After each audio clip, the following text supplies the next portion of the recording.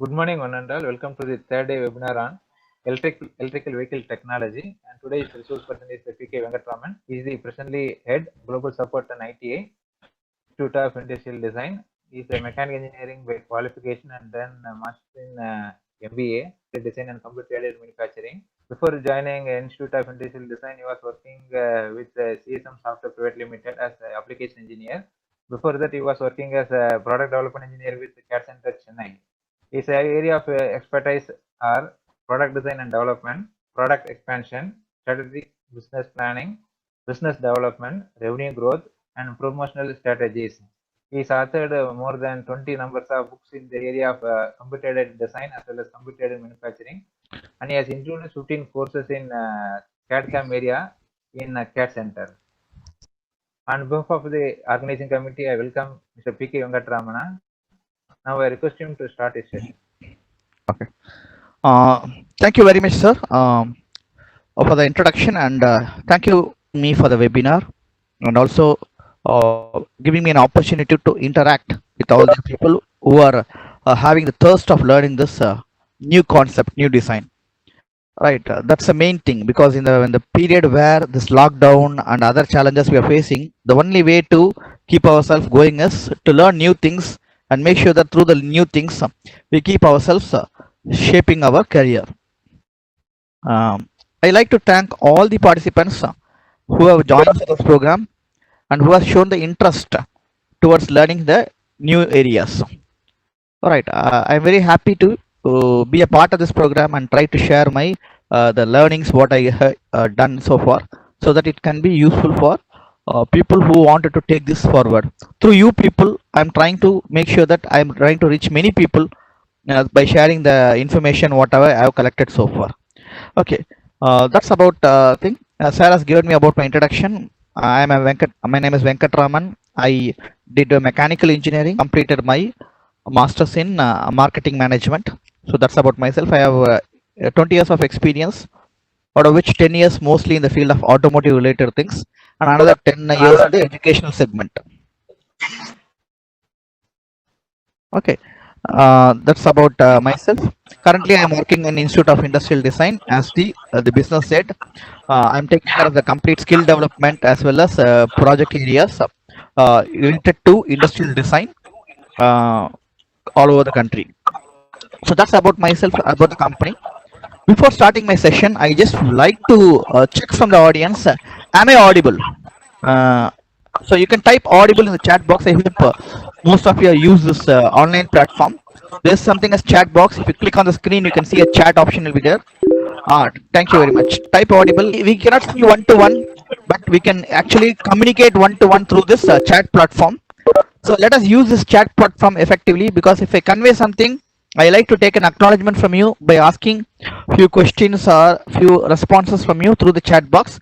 Kindly bear with me, then only we can make sure that the communication is going both ways. Number one. Number two is, if you have any interruptions to ask, I request you to put your questions in the chat box. I will visit the chat box every 10 minutes. The reason is, when my presentation is open, I cannot see the chat box. So what I will do is, you put your questions.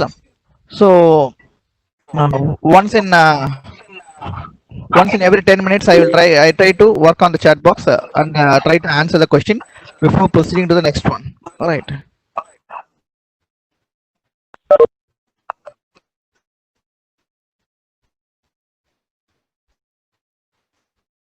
One second.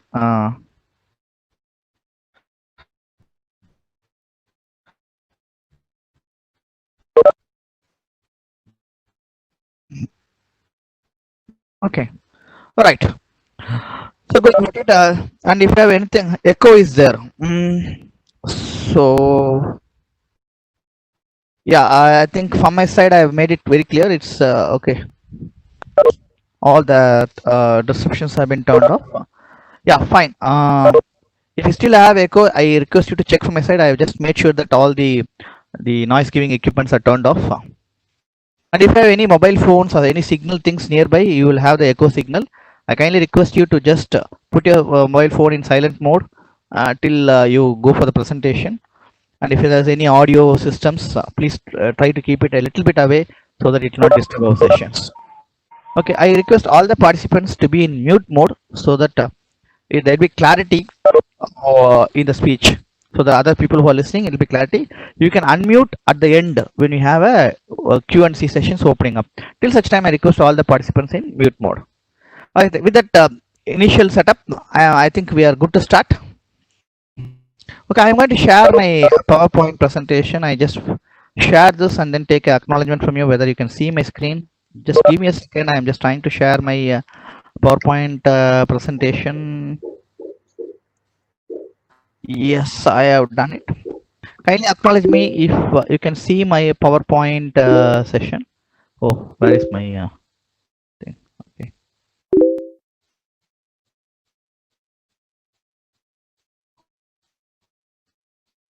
my chat box. Yeah, PowerPoint is visible. Thank you very much. Good. Let me put it in full screen mode. So today discussion is all about electric vehicle, or I will put it in this way: automobile with electric powertrain. So what we are going to change in an electric vehicle is only the powertrain. The rest of that is going to be same, whether it is exterior or interior or cabin space or your the other equipments. It is almost going to be same. The powertrain is one area which is going to be modified in the electric powertrain design, right? So that is the one we are going to talk about it for today. So I'll just quickly go through the company. We Institute of Industrial Design. It's a division of the CAD Center Group. So Institute of Industrial Design basically focus on concept-based training.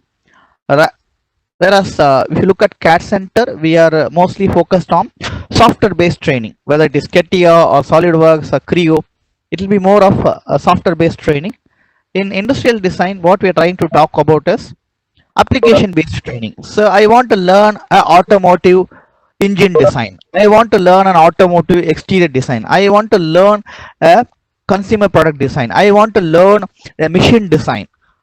So here the training will be mostly on the domain based thing. We will teach you how to go about a machine design and the relevant softwares, because the softwares are not common for each product. For a consumer product, we use different CAD applications. For an automobile, we use a different CAD application. If it is a machine design, we use different CAD application.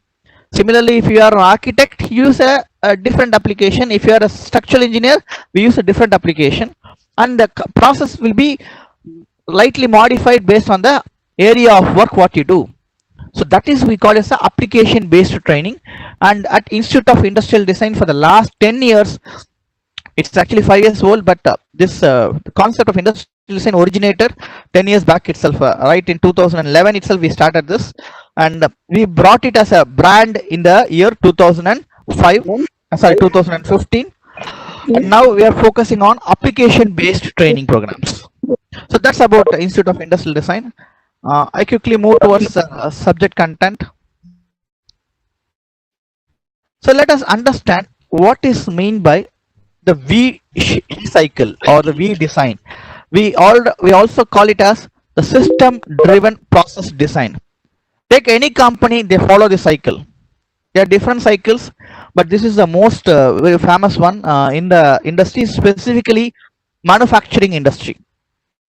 So how they approach the design is they call it system design. Sorry, they call it a system design. What is meant by as a system, as a whole component, how it look like. So that is actually called as a system design. They do conceptual design, process design, everything will come under the system design. Once the system design is done, excuse me, I request the participants to be in mute mode. Okay, you can also turn off your web camera because it will occupy more bandwidth. So turn off your web cameras. Okay, you can have the audio, unless you otherwise we will turn off the webcam. All right, we start with the system design. That is the first stage, first step they will follow. As a whole system, as a whole body, how it look like, what are the features it is coming, what are the connectivity it is having, and what is the input and output of each subsystems. So that is what we will do in system level design. That's the first stage. Then from there we will take it to the next level called as subsystem design. When I say subsystem design means, so let us say a car in general is called a system design.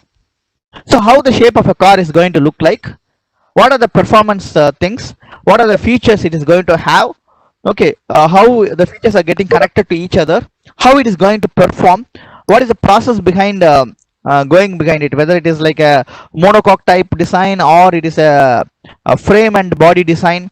There are a lot of process we can follow it.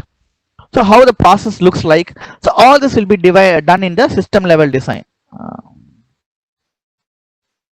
So this is the first thing. So here only the concept of sketch, safety things, the complete process setup, everything will come under the system design. That is stage number 1. Stage number 2. So I know what are the subsystems coming in that. Then I will hand over the subsystem requirement to each separate department. In an automobile company, you will have a BAW department, you have an interior department, you will have a engine department, you have a powertrain department. The powertrain itself can be divided into a lot of sub departments. Even you have an auxiliary department which includes brake, suspensions, okay, etc. And then lightings, we call electrical systems, the electrical system department. Likewise, we will go into subsystem, and each subsystem they will start designing their own module. For example, let us say engine design. So the engine team will say, okay, this is my total space allocated for engine design. This is the volume where I want to fit the engine. This is the power I want. This is the kind of transmission I like to have. So once they got all the details, they will start working on engine design. Which engine to choose? How I can tune the engine? How I can tune the performance? How I am going to fit it? What are the troubleshooting areas? Those things will be discussed in the subsystem design. Similarly, powertrain, similarly BAW people, they will all work on the subsystem level design. Okay, even when the subsystem team will again break it into individual team. For example, there will be some member who will be working on a piston, some member will be working on a connecting rod, some member will be working on a different components of the design. So that will go into more specific design. We call it as a component level design.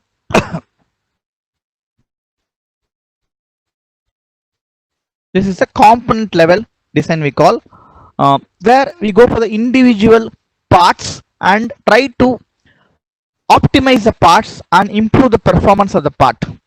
So that is level component level design, which will be working on in the level. Then once this is done, it goes in an order. At the same time, they will all communicate. Take on a pen tool. So they all interact with each other. It's not like they will be monopoly. They'll all interact with each other like this. So the system engineer will work like this, and subsystem engineer will go like this. Where your part design, sheet metal design will come under the component level design. Okay, once this is done, then they will pass it on to the next area called a validation department. So they start communicating here, validations. So they will take the individual part, they will try to validate the each and every part, say connecting rod, piston, all your valve functions, crankshaft, everything. They will start doing it in a component level design, and then they'll go for a subsystem level validation, which you call as a mechanism testing or assembly analysis or digital mockup. They'll go here this. Then they go as a complete system. The car itself, they want to see that how it is function. They are here. They will check the powertrain separately, engine separately, then lighting system separately. They will try to subsystem level validation. Then they will finally integrate everything as a whole component. Then we go for the system validation. So this arrangement we call it as the V cycle design, which is the most famous cycle followed in every automobile industry across the world. Okay. In fact, every student, every engineer should know this V cycle design. All right. I just given a brief about this. It is also called as system driven process design, SDPD we call. That is the other name for the V cycle design. Okay. I hope you have understood. Any questions you can put it in the chat box before I move on to the next slide. Any questions please? Any doubts to be answered? Any doubts to be clarified before I moving on?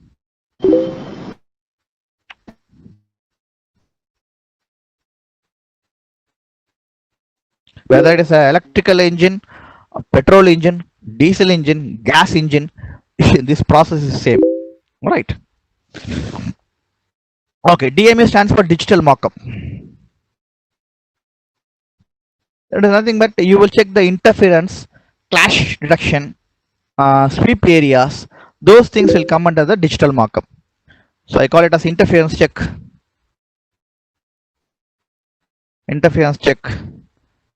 clash, sweep area. All this will come under the digital markup area. Okay. Well, now let's move on. If you have any doubts, keep posting your doubts in the chat box. Okay, now I have to move the slide where I got stuck. Okay. Okay. So what is, I am just putting it in a very simple level. A car is actually a system level design. Okay. And then you have the subsystem level like powertrain, electrical, chassis, body. These are all simple examples, right? And then they'll go for the module level, which is again an engine or transmission or axle or power or vehicle control, right? Vehicle control means it's all about okay, say brakes and other things. Suspension, vehicle frame is all about supporting the body, and this is an interior and exterior. It's we call it the house of the body. We come under the body design. Okay, so when it comes to electrical vehicle design or the modern day designs, what is it which will be still retained? The body design, whatever we are conventionally following, will continue as it is because our body is aerodynamic in nature. Some people are saying that with electric vehicle you have a lot of space, you can change the design like anything. That is all nonsense explanation, because the body is designed. Why a car is designed like this? Because it follows a aerodynamic shape, as simple as that. Because the air will come and pass through it, and it will move on like this. The flow of air is kept like this. That's why they call it aerodynamic. Some say that okay, I'll make it flat like this. You can do it, no problem, but the resistance will be more. Okay, so actually speaking, that is not the correct way, right? So when it comes to body design, already some standard designs are there. They are not going to reinvent the wheel. The body design, they'll keep on fine tuning it, no doubt about it. They keep on fine tuning it, but they keep on doing it. That's body design is going to be same. Chassis is going to be same. There's no going to change. So whatever convention they're following, that is going to be there.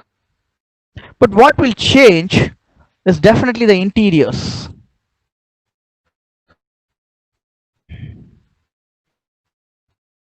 What will change is definitely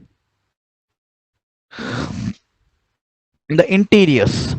The interior of the automobile is going to change. Now it is more of infotainment.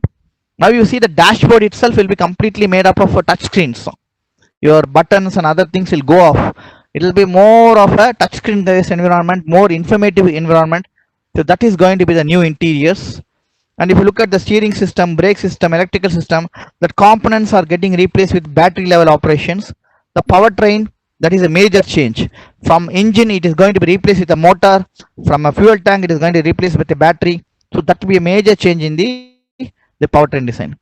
So these are the three major areas which will get changed. The one is the interiors, the next is the powertrain, next is the auxiliary system. These three things are going to get changed. So in addition to that, there will be some more new technologies which will be also embedded. That is actually the connected vehicle. If you attended yesterday's session, I would have spoken about Industry 4.0, where I was talking about connected services. Car itself can talk to many people. A car can talk to another car. A car can talk to a computer which is in your house. The car can talk to some machines which is there in the factory. The car can talk to multiple things. Car can talk to electrical system in the grid. So we are making a car as a robot, as an intelligent being. So that is actually called as the connected system or connected vehicle. Car is like a computer on wheels. That is a new thing which the automobile industry is trying to produce. Computer on wheels, a robot on wheels, right? So what happens is it'll talk to the signal which is there on the road, the corner of the junction. You don't need to watch a signal. The car itself, with the help of sensors, can watch whether the signal is showing red or green or yellow, and it can accelerate or decelerate or stop the car after seeing the signal. You as a human being, you don't need to do that. So the car with the help of sensors can do that. The car, when it is having a low battery, it can start drawing energy from a nearby electrical grid, provided it is having access. In Western countries, they have started laying some electrical lines on the roadway itself, so that whenever the electric car is passing, the battery is down, they can pull the charge from the small grids which is available on the road. So if that is setup is there, the car when the battery is down, it can automatically talk to the electrical grid which is there on the roadside, which is dedicated for electric vehicle, and it can draw power from there. As a human, you don't need to turn it off, connect the plug, nothing is required. It is going to do it on the own. With a car, you can connect to the server of another machine. For example, my car is broken down in a highway. I need to send a signal to the nearby service station to come and attend. With the one button, an alarm button, the car will immediately communicate to the nearest service center of that particular brand, and it will trigger a help service. When the car is met with an accident, automatically it sends a signal to the nearby hospitals, and it tries to send an ambulance to you. Car can also sense how my components are functioning. If there is anything wrong, it will tell you the driver well in before itself, this oil level is very low, the brake system is not effective. It can sense, and it will tell you before you start the vehicle, and if there is any breakdown, you can avoid it before you start itself. Recently I had an experience. Recently means 1 year back, my wife and my child took the car from Chennai to Bangalore. My wife's hometown is Bangalore, so she started driving from Chennai to Bangalore. On the way somewhere, Ambur, the car was broken down. It was evening 6 o'clock. Then the car was broken down. She was driving the car that point of time. Car broken down. We don't know where is the nearest service station. I only got a call that I have stuck here. We don't know how to call. We don't know where is the service station nearby. Google is not showing always correctly. All right. So that's where we should. It's a lot of tension because we are stuck here. It's another 3 hours drive from here to that place where it is stuck. We have to carry a service station. So all this can be simply avoided if you have this thing. Yeah, you have somebody mentioned as AI. Yeah, AI is part of it, right? All the car is going to be a connected car. We don't specifically call as AI. AI is part of the connected vehicle. This is what every car company is focusing on. They are designing the new cars based on this technology. Please note that this is what is happening in the automobile R&D industry. They are working on trying to convert all the mid-level cars and premium level cars. They're trying to connect as a connected vehicle. That's the reason people have a lot of demand for this data analytics, because the car sensors will sense a lot of data, and it has to come to a CPU. The CPU has to process the data and send it back to the actuators. So it has to handle huge amount of data. So that is where the data analytics is coming into picture. The big data is coming into picture. Then it has to send the signal to a 5G system through the 5G network to another system. So you need to have IoT, and you need to have a big internet facility, right? Then the car should have infotainment features to indicate the people, the driver and other people. So you should have a display device. That display is going to come. So that is actually a smart car. And then a lot of safety features. When the driver is slightly feeling sleepy, it'll alarm the driver. It'll give a sound and alarm the driver. That is option 1. Or it'll automatically slow down the car, go to the left and park, or then switch off the car. It is through the help of sensors we can all do that. Okay, and we can talk about the safety, the vehicle efficiency, everything. You're talking about driverless car, nothing but it's connected vehicle. So these are the future technologies which is going to be in the market. Today it may be very new to many of you, but 10 years down the line this is going to be an ordinary thing. Every car is going to have this feature. All right, you like it or not, this is going to be the future, provided this corona is not going to take a toll, not for so long, right? So I'll show you a new i3 vehicle which is developed by BMW. It's a futuristic car which already launched in Germany. In India, they may launch it next year or later based on the car sales happening in India. Just enjoy this video.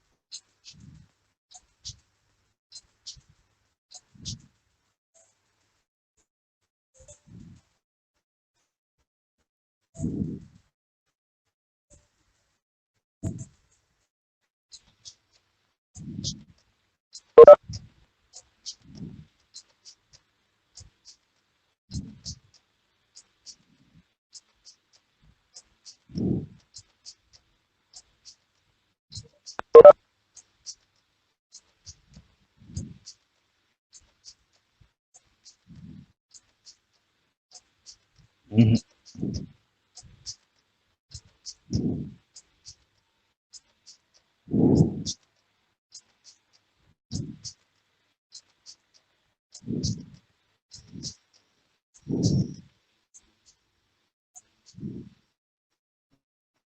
Okay, hope you have seen this video. It's a new car. Okay, you can see a lot of new features. Can you tell me, chat, message me what are the new features you have seen? Something very new. What are some specific features?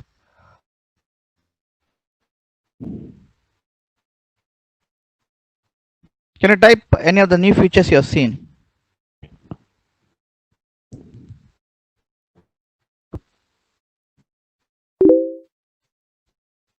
Okay, so we call it as a 90-degree door. That means you will have a wide space to come in and come out. We call it as a ergonomic effect.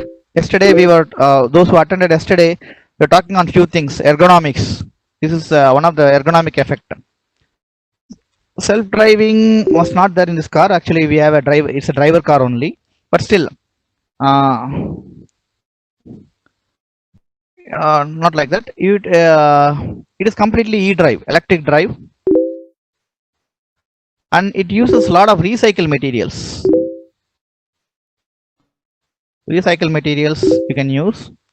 Even the manufacturing of it, it is from the renewable energy sources like wind energy. You would have seen a wind energy thing. Renewable energy source is used for production.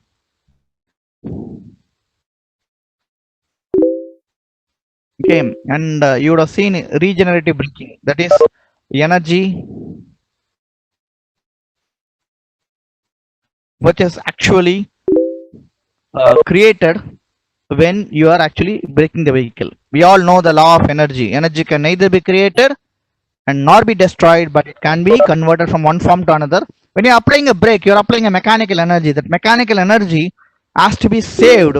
Instead of going waste as a thermal energy, we have to save it as electrical energy. That's what is actually happening in the electrical energy. Yeah, weight reduction, or we can say volume reduction.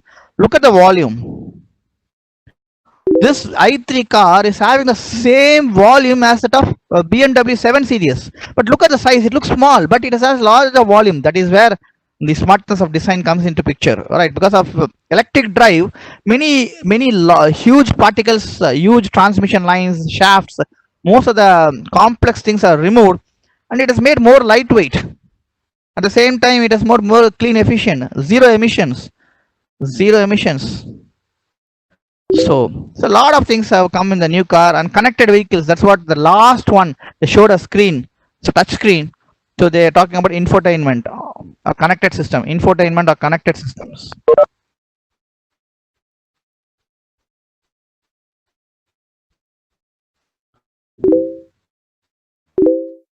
Right. Sorry for the spelling mistake. Okay. So I'll just touching on that. Now people are working towards on the which type means I, Mr. Ravi Kumar, battery source you're talking about. We are talking about the power type. It's a E drive. Basically, it is driven by the battery. That is a battery which is a 48-volt battery only. So which type is? Oh yeah, of course, it's lithium ion. I'll just come to that point. I'm just not come to that point at all. I'm just giving an introduction part. Let me come to the point so that others can also follow that. Okay, when it comes to the physical systems, this is what we are trying to do, that infotainment or the cyber physical systems. Now car itself is going to communicate with a lot of other designs, which is again a part of industry 4.0.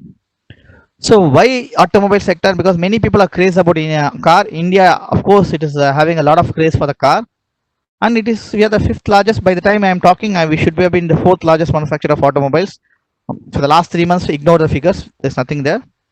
But India is producing almost 3.1 crore automobile every year, and the revenue we generate is 16 lakh crores per year through the sale of automobiles. We are one of the biggest market in the world when it comes to automobile, and we employ a lot of people in the automobile market, both skilled, semi-skilled, non-skilled, all this thing put together. Almost 4 crore people are employed in the sector. That's why the opportunity is huge, and it's the attraction. Car is a passion. Car and house are two passion for people. All right.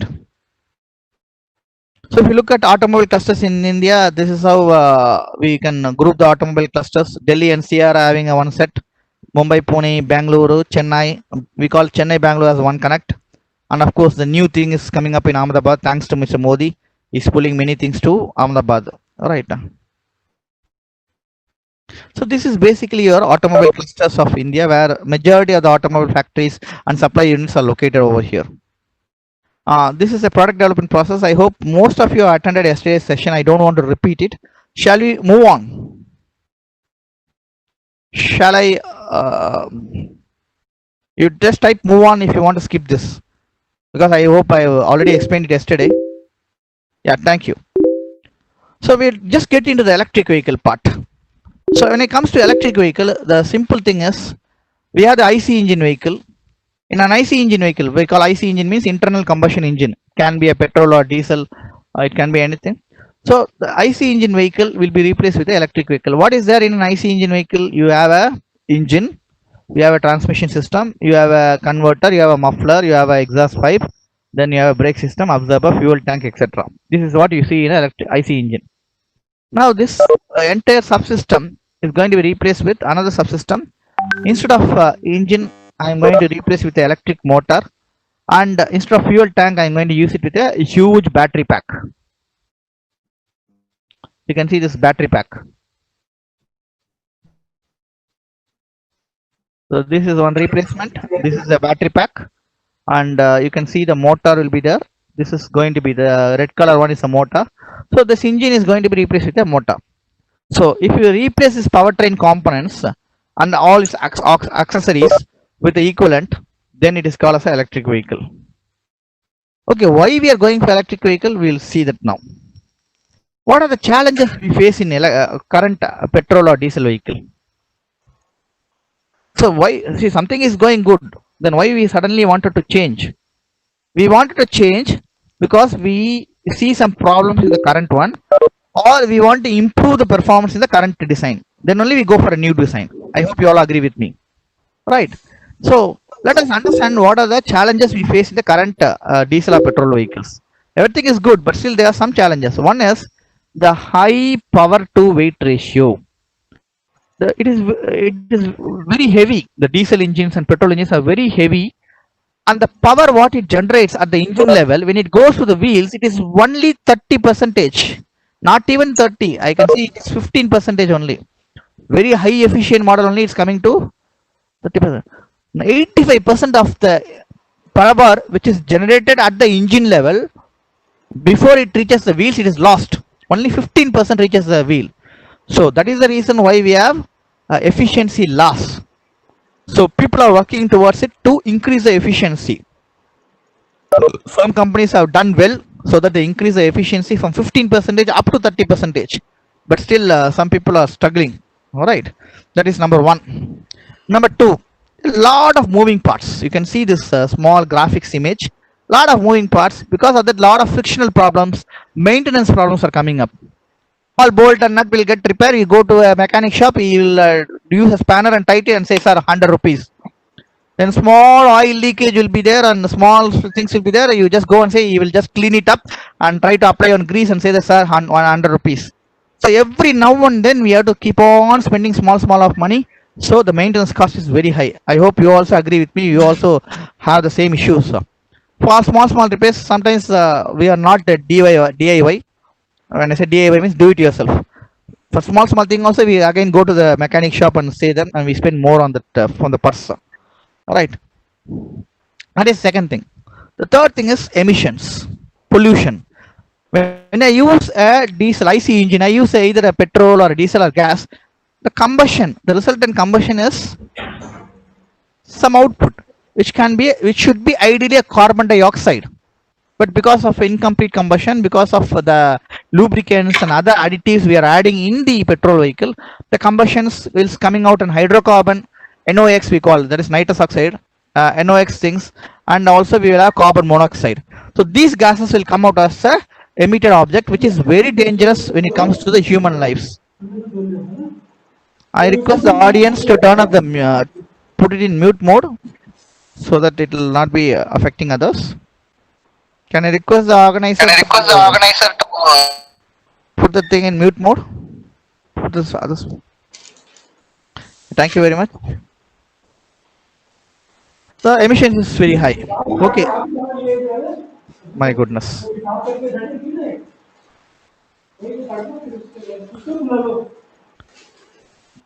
I don't know.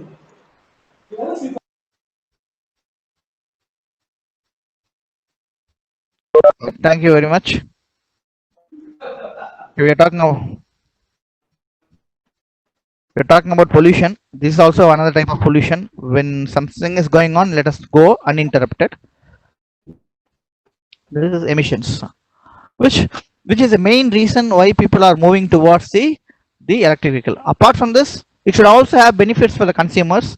This will improve when you go for a electric vehicle. When I use the electric vehicle, I am using a motor instead of an engine. Motor is nothing but you pass electric energy, and through the Faraday's principle, it is going to convert into a rotary motion. There is no pollution or nothing, no exhaust is going to come out. So pollution free, number one. Because it is a motor and because it is a electrical energy, you need only wires.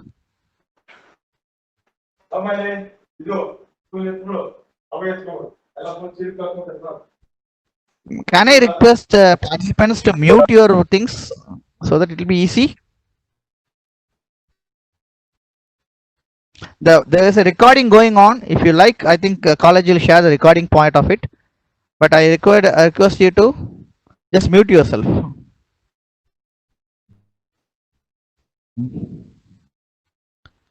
Okay, thank you.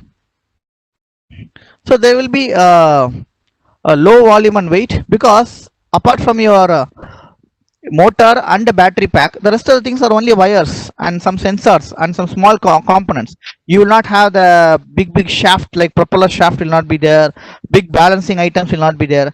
So those parts are going to be removed, and you're going to have a low weight and less volume and lesser moving parts. Of course, you are only going to have a wire for connecting that electrical power transmission. So the moving parts will be reduced, and you're going to have low maintenance costs. These are the advantages of electric vehicle. And for the environment, it is pollution free, and for the company, it is low volume and weight. For the users, low maintenance, lesser moving parts. Right, this is the advantage of electric vehicle. And now the electric vehicle. Okay, why electric vehicles? What advantages and disadvantages we'll see as we move on. So when we talk about electric vehicle was actually invented in 1890s itself. In fact, the world's first vehicle was electric vehicle only. Those times the diesel, the oil was not found. They are using only electric vehicles. right? But it was discarded once the oil was found. The reason is the electric vehicles which exist at that point of time had a very small range. It can go only for small distance, then it has to stop, it has to go for a charge, then only it can start again. So very small range was there. Charging time used to be very high. It may take 4 hours, 8 hours to charge, to go for 30 minutes. So charging time was very high, and charging infrastructure was also not available, because if you want to charge, if it stops in between the road, there is nothing to charge. You have to again push the vehicle somewhere. The cost of the vehicle is very costly because of the batteries and other technologies which were involved was very costly at that point of time. That was the reason why electric vehicle, though it was invented in 1890s, it was actually reinvented by General Motors in 1990s. Still it was not popular because of all these issues. But thanks to the technology innovations, people have now found solution for this. Now they have come up with an electric vehicle which is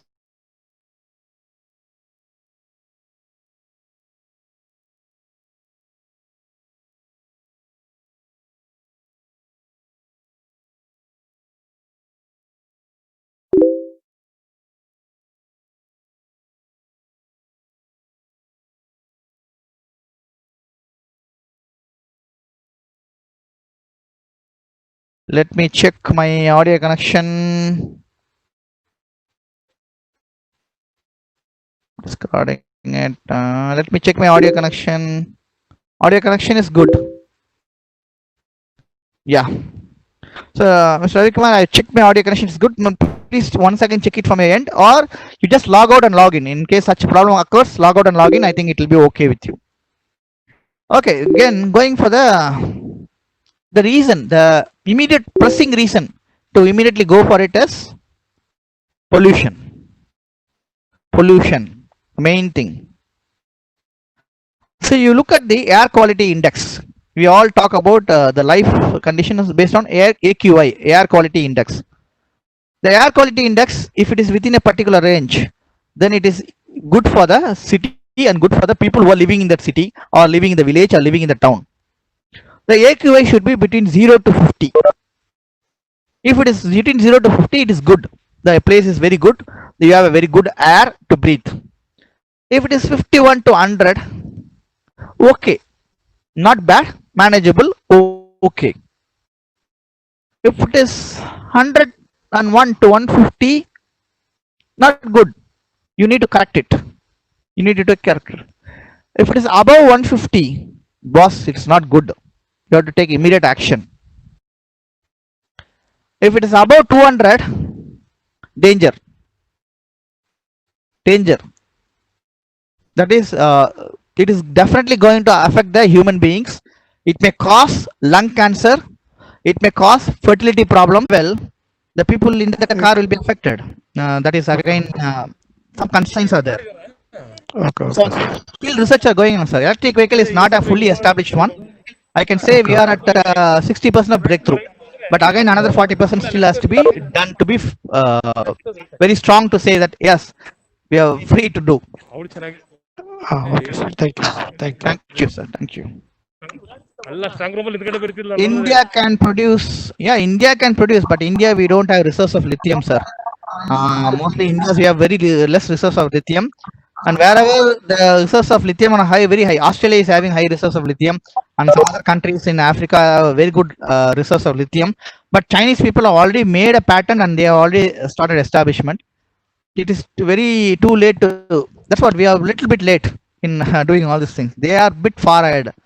That's a smartness they have done. Sir, one more question. Yes, sir. Please. Sir, I heard that from AC to DC, it is a charging time is very less, very high. But in DC to DC, it is very low. So how come it is possible, sir? True, We cannot. sir. See, what is the current supply source of a battery? Lithium-ion battery, sir. No, that is lithium ion is a chemical, but battery Okay. stores current in DC form only. You agree with me? Yeah, it is DC form only. DC form. Suppose But- if I am charging from my home, from Okay. home there's a socket, I am charging my battery of the car. Okay. From AC only I have to charge it to DC, right? So what I will Yes. do, that AC has to be converted into DC is a inverter. Yes, sir. So it will first go Correct. to the inverter will convert into DC format, and it will take some time to do the Yes, sir. conversion, and then it stores in the Yes, sir. battery. Suppose instead of that, if I have a DC itself, Yes. I directly charge the battery. And when I directly charge the battery, the inverter function is not required. I will have a stepper function. Okay. So my charging time will be definitely reduced when I go for a DC to DC charging. Okay. So the in between function is going to be reduced. Because of that, my battery time, my charging time also is going to be reduced. Okay. Because of the stepper motor, it is Not motor. You need to have a converter, right? That AC to DC. That it will take some time. Even it will be some seconds, but you are going to charge huge voltage, right? So definitely that multiplies it. That multiplies it. And second, when it comes to AC, if you go to electronics, you can say that there will be fluctuations and noise cancellations. EMCs also will come. That also needs to be controlled. But in DC to DC, that is minimal. So that's the reason why the DC to DC charging is much faster. Hello, sir. Have I answered your question? Yes. Thank you, sir. Thank you. There are a few questions which is there, and you can keep posting questions. In the meantime, I'll just say someone is asking a question. AI can be used as fuel cell by some startup on this company. Okay, Subramaniam sir was aluminium was mentioned. I hope we have discussed on the topic. Maintenance of electric vehicle. Maintenance, it will be cheaper than your petrol or diesel vehicles in terms of the fuel consumption, because when you talk about fuel pricing. So for let us say a Honda Activa for a classic example, for 1 liter it will go up to 45 kilometers. Am I right, sir? The 1 liter of petrol costs you 75 rupees, right? But if I use an electric vehicle, for one full charge it will go up to 100 kilometers, and for it is using only going to use 3 units of power to charge the full battery. If it is 1 unit of power is costing you, state to state it varies, but in Tamil Nadu it is 8 rupees. In I think Karnataka it is 10 plus, I believe so. Let us say 10 only. 3 into 10, 30 rupees, or say 3 into 12, 36 rupees. If you spend 36 rupees, I will have a full charge. With full charge, I can go up to 100 kilometers. So for 36,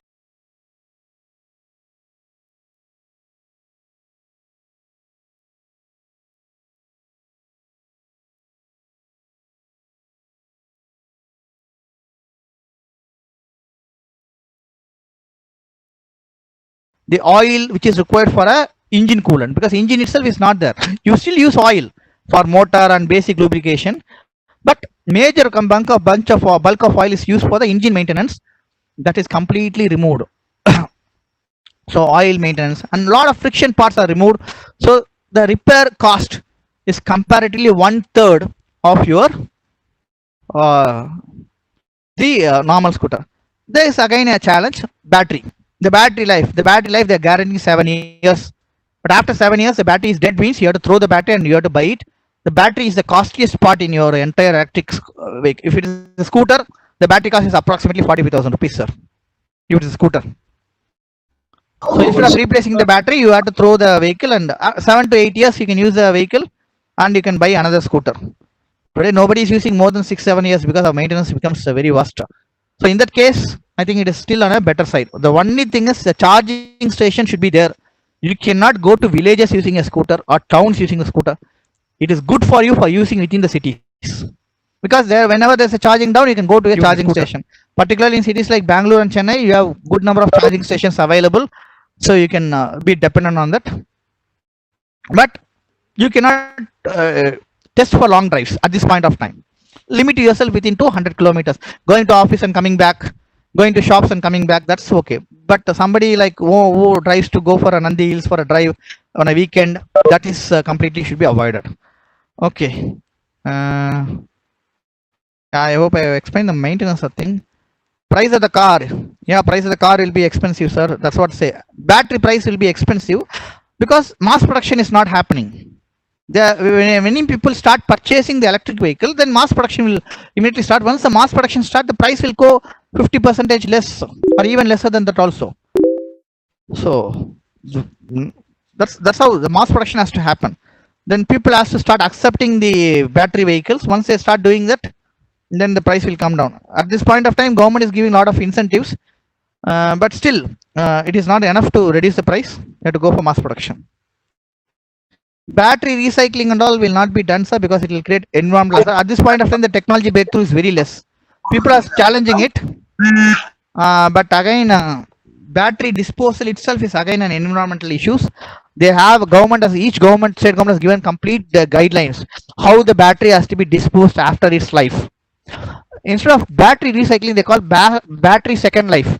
The battery which is used in a two-wheeler can be again reused for some other purpose, for smaller purpose. For example, if there is any marriage function happening, a birthday party function happening, this battery can be used as a the inverter backup.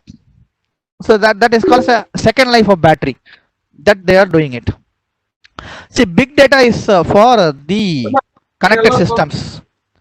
So when you sensors are the one which is going to talk to the outside world. Sensors are nothing like your eyes. It just senses what is there outside. The sensors captures the information. It may be a photo, it may be a noise, it can be a pulse. That has to come into the computer. And the computer will be process this, what signal it is, to which component of electric vehicle I have to send the signal. That is called as a processing. We call as a ECU, electronic control unit, that process it. When you get huge amount of data, in a typical car, you have more than 100 plus sensors. Each sensor will give megabytes of information within 1 minute. So many informations you're receiving it. I should able to access the information, collect the information. I should segregate the information which is priority, which is less priority, and which is priority I have to inform first to which actuator, and which is less priority in what order I should keep, and how the information, the processed information, there will be a response from the receiver side. That receiver, how I should get it, how I should pass on, all this has to be analyzed. That's a big amount of data which is there. That has to be segregated and properly handled. That's called as big data. So they call us a data analysis, and one of the popular tool which is used is big data. I hope I have answered this question, Mr. Gokul. And magnesium ion batteries, again, this is a news which still it is not breakthrough things have not come, because magnesium is also rare and also costly, because magnesium can make it lightweight. But recently RI was saying that they are working with companies with magnesium alloy things. But once a breakthrough happens, I can share with you, sir. Till the breakthrough happens, I cannot comment on that. That's just a research level information.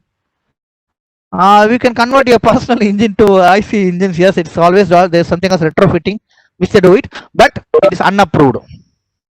Unapproved, sir. Means you can convert. Yeah, true. It is unapproved. You cannot ride it in the road because there is no testing on the braking and other things. You change the electric engine with, you change your IC engine with electric engine. That's good. That's good. But what happens about the connectivity with the braking, other things and all? So it is not tested, right? So suddenly you drive this electric motor without control, you go and hit on someone else, their life is in danger. It is officially banned. You can use that retrofitting only within a compound, not outside on the road. I hope I'm right, sir. This is only for study purpose. Yeah. BMS is again a separate topic by itself. Sir, Azim sir, just wait. I'll just answer this question. BMS is battery management system, which is basically used for cell balancing. You get a high voltage current from the source, but I cannot supply the high voltage directly to the battery. It will destroy the battery. So when the high voltage comes or low voltage comes, I need to make sure that the battery is getting charged at a uniform level, like your what you can say, the stabilizer. The battery management system will act as a stabilizer, both for charging as well as for discharging. Because if the discharging happens fast, it will drain. the discharging happens slow, the performance will be limited. So there is a level of discharge, there is a level of charge, both has to be within a specific range only. If it goes high or low, you will have a performance issue or a failure issue. To do that, battery management system is used. Second, then the life of the battery is also controlled by battery management system. We call it a cell balancing, because inside a battery you may have multiple cells. So each cell has to be charged uniformly. Suppose first cell is charged fast and second cell is empty, there will be imbalance in your battery. What happens is the drain will be much faster. So that is battery management system. This is a big topic by itself, so I'm just giving a glimpse now. Yeah, it is different for each battery. It is different for each battery, because depends on how many cells. This battery management system is nothing but an electrical circuit, some programmings. Both it is embedded. It is like your chip. You have seen your RAM chips and all, the green color motherboard chips. It will be looking like that only. That is actually your battery management. You have to write some codes on the embedded system. That is your microcontroller, and then you have to put it in the chip, and the chip has to be connected to the battery. That is actually called as BMS. Okay, sir. Okay. Solar can be anywhere, sir. Again, solar, still the breakthrough has not happened. We are also researching on solar, but with little amount of success, because there are some environmental norms, safety norms has to be followed when it comes to solar. Again, solar have some performance issue, but suppose it is cloudy, you have issues with the solar thing also. And when moisture is coming into picture, then solar is also having issues. It's very easy from a concept point of view, but when it comes to practical application, you have other challenges. Let me come to Mr. Azim's question. Sir, my question is that source is not harmful to living things. More efficient than AC power. And why are you using AC power source? Completely electronic questions, Azim sir. Completely electronic question. See, AC power source is like a fluctuation. I hope you all know what is the AC power source.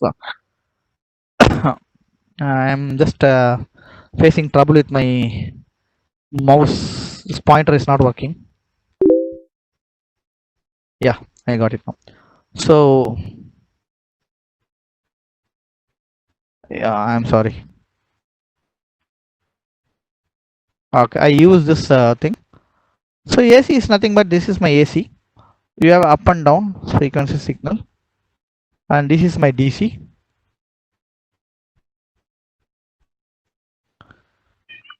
AC will have a longer life, will give protection, because the fluctuation has to be uniform. It has to go down that, so that there is something called a synchronization should happen. So it goes for the complete blow cycle. When it comes to a DC cycle, what happens?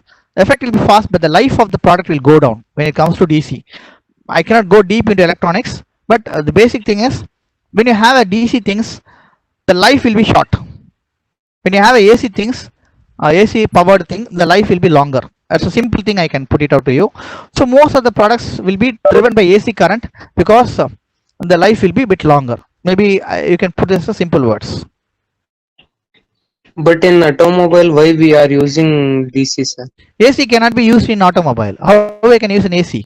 AC should be a continuous source, right? By generator, we can convert into AC. Then we can use AC appliances in car, no, sir. That cannot. See, that will have a noise pollution.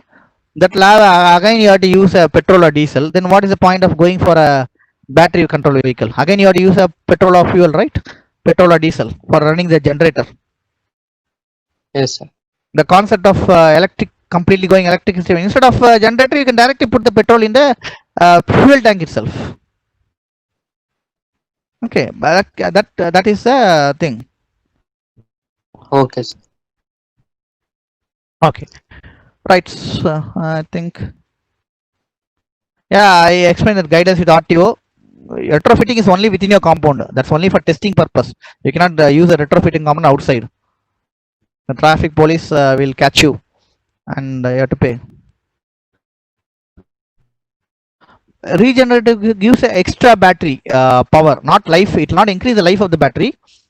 Regenerative braking will give an additional battery. Suppose the battery is getting drained, means it will give you some more additional time to discharge, because Whenever you're braking, the mechanical energy is again converted to electrical, saving it. So when the battery drains it in say 20 minutes or 30 minutes, it will give 35 minutes or 40 minutes. Okay, all right. Hybrid electric vehicle is you use both engine as well as electric vehicle, so electric motors to run the vehicle. In HEV, 90% it is engine driven, 10% it is electric driven. In PHEV, 90% electric driven and 10% engine driven. Sir, one more question. Yeah, please, sir. While applying a brake, regenerative system will again give a mechanical energy into converted into electrical energy, and which will be stored in the battery. Yes. Yes. If the same battery which we are using while consumption, so while running again charging means it will cause a battery life. No, that will get an imbalance. Whatever you're saying, that's what BMW is trying to research on it. Because you're saying that charge discharge can happen, the mechanical and electrical can be circulated within themselves. That's what you're saying. Instead of charging from an external source. Am I right, sir? I think that's the point. Yes, sir. Electrical to mechanical and mechanical to electrical. Right. That's what you're saying. That is okay. That's true.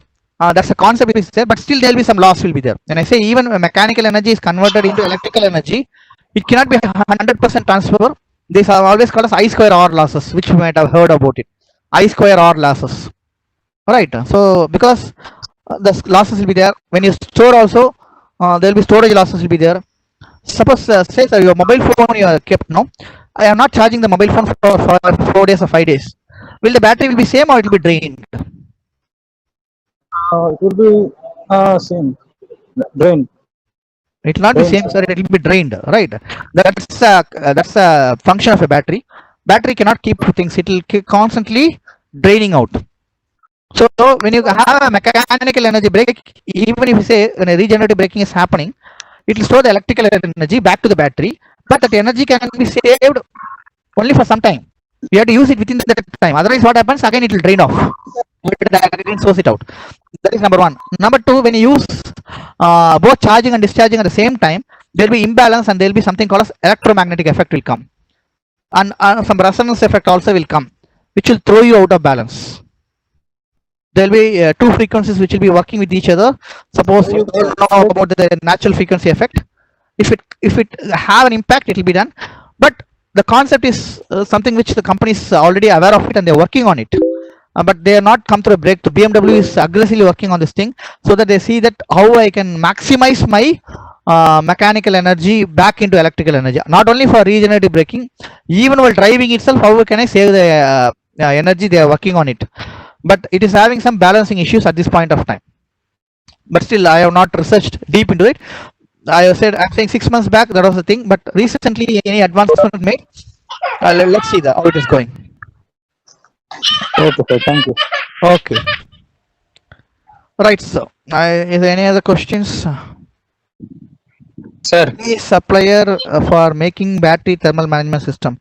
Sir, you have how many number of suppliers? You give to any college student, they will do for you. Any ECE student, they will do it for you.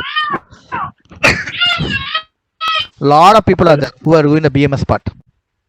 Yes, sir. Please, sir.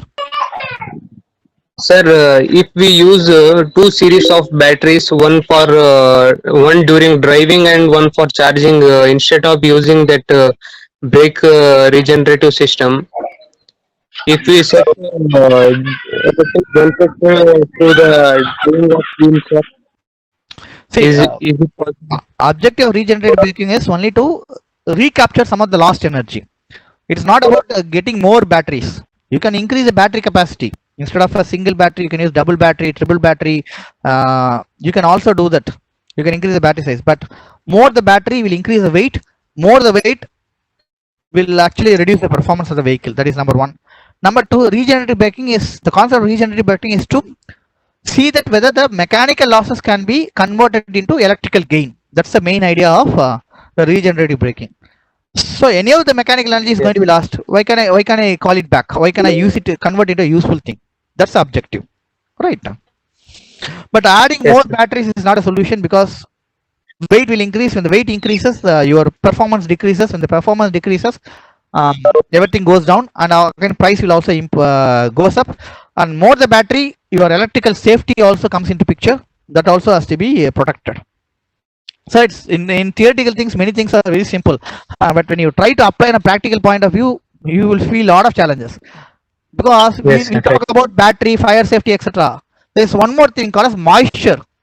You keep the battery in a place for a while or 2 days, and come and see there will be moisture which will be forming on top of the battery. The moisture will due to a leakage, and the leakage will actually give more drain.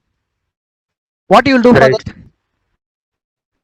If you keep it, that is another challenge. Then the moisture, if it seeps inside the battery, again it is going to dilute a chemical. When it dilutes a chemical, a lot of things may happen. It depends upon what kind of moisture, what is the pollutant in the moisture is going deep inside. For that also we have to do a lot of sealing and arresting. We have something called IP standards for checking the battery performance. IP67 we call, IP66 we call. These are all actually how the electrical seeping, how the moisture seeping can go inside the batteries. Even in the mobile phones also the same IP testing will be going on. IP, you can see the words IP67, IP66, IP68. So these things also has to be studied when you go deep into battery system. Right. So yeah, when you start working on a real-time project, sir, you will have thousands of questions. Then come to me, sir. I will help you on a point-to-point basis. Sure. Yeah, because something will be very general, something I cannot be general. It will change from point-to-point basis. Right. Right. Right. All right. I think still questions are flowing in. Okay, I will just drop my mail ID for people. With the permission of the college authorities, I will just drop my mail ID. So in case if you have any personal technology related questions, you can mail it to me. I will try to help you out. Don't mistake me if my reply is late, because continuously I'm engaged in multiple things like webinars and training and some kind of consultancy work. My reply sometimes goes late, but definitely I'll try to help you. Whatever the knowledge I have gathered, I can try to share to you, sir. Right. Since lack of time, since I think it's almost 11:45, I am completing this seminar. Thank you very much. It is a very nice participation. I think a lot of questions flown in. I believe the electrical vehicle, the topic itself is quite attractive and interesting. That's why you can see that a lot of questions come on. From next June onwards, the electric vehicle will again get a boom. Now, because of Corona, people have actually slowed down the development and research of electric vehicle, but it's a matter of time. From March or April, again funds will start flowing in. The electric vehicle will again gain boom. If you are a research student, please focus on electric vehicle and try to get your concepts ready by March, so you have a great career ahead. If you are a professor or if you are a PhD person, please ask your students to get trained on this technology. But electric vehicle alone will not help, sir. You have to learn BAW or the styling and other things, because electric vehicle is only one small powertrain. Okay. So with this note, thank you very much. I'm very sorry if I bored you with a lot of unwanted information, but still, whatever is my style, I presented it. You may share your feedback so that I can improve in my next presentation. If there's anything I have to improve on my session, please do it. I will definitely do it. So with this note, I thank you, sir. I thank the management of Nagarjuna College of Engineering and Technology for giving me an opportunity to talk to the audience, as well as to talk one of my favorite topics, which is the electric vehicle. So thank you. Have a great day. Have a great weekend. Keep yourself safe and healthy. Keep your family safe. Let us work together for a future and bright India. Thank you. Thank you, Mr. Venkataraman, for the wonderful speech. And you have covered almost all the topics relevant to electric vehicles. You have discussed about the conventional electric vehicles, parts of electric vehicles, electric vehicle drives, types of electric vehicles, challenges in the area of electric vehicles, electric vehicle startup, job market in electric vehicles, and skill set for automobile in design jobs. I hope that the participants might have enjoyed your lectures, and on behalf of the college as well as the Department of Mechanical Engineering, I thank you for the support and wonderful speech. Thank you, sir. My pleasure, sir. Thank you very much, sir. Great day, sir. Thank you.